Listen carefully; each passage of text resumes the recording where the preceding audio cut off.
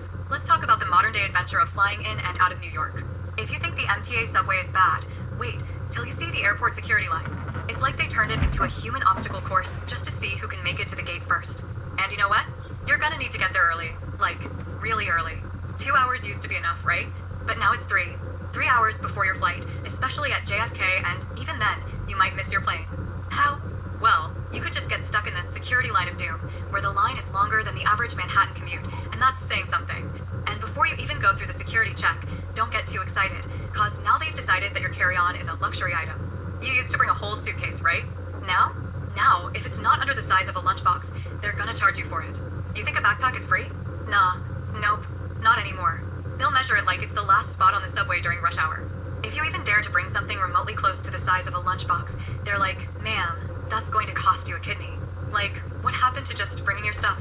Now you've got to start asking yourself, do I need clothes? Or should I just wear the same shirt and underwear for 3 days to avoid paying extra?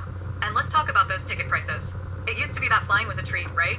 Now, you're lucky if you don't need to take out a second mortgage to afford the ticket. You know it's bad when you're at the counter, and the agent's like, would you like to pay for your seat, or just sit on the wing?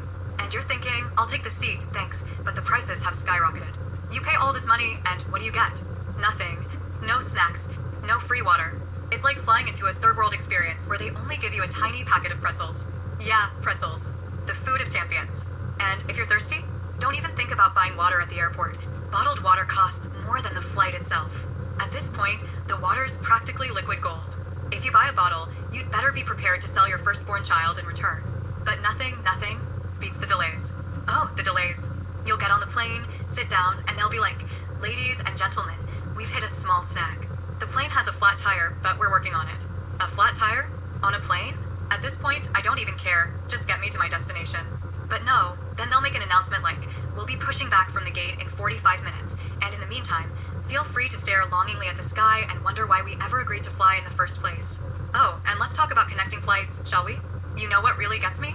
Who in the heavens is assigning these gates? Who's sitting there in their little office, laughing, going, oh, we'll put this person coming in from gate A1 and their next flight. Oh, it's at gate Z50. That should give them exactly 20 minutes to get there. Perfect.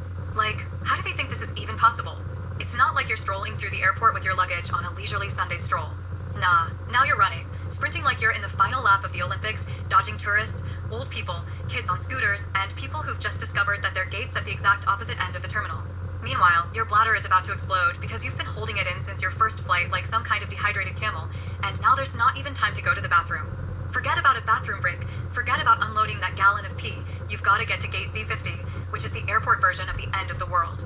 You're like, if I make this flight, I deserve a medal, a free massage, and honestly, just throw in a trophy that says Champion of Human Endurance. And you know what happens, right? You finally get to Z50, and you're drenched in sweat, your heart rate is through the roof, and the gate agent is like, oh, your flight just left. But if you'd like to take a seat and have a seat next to the bathroom, you can wait 6 hours for the next one. 6 hours. By then, you're gonna need another round of those pretzels you didn't even get to eat earlier. So, yeah, whoever's assigning gates, they're out there somewhere, cackling in their office while we're out here, running a marathon, clenching our thighs, praying we make it to the next flight before we explode. So yeah, flying to and from New York has become less about a vacation and more like a survival reality show. Honestly, the only thing that's guaranteed is that you're gonna get there, eventually. Maybe, if you're lucky,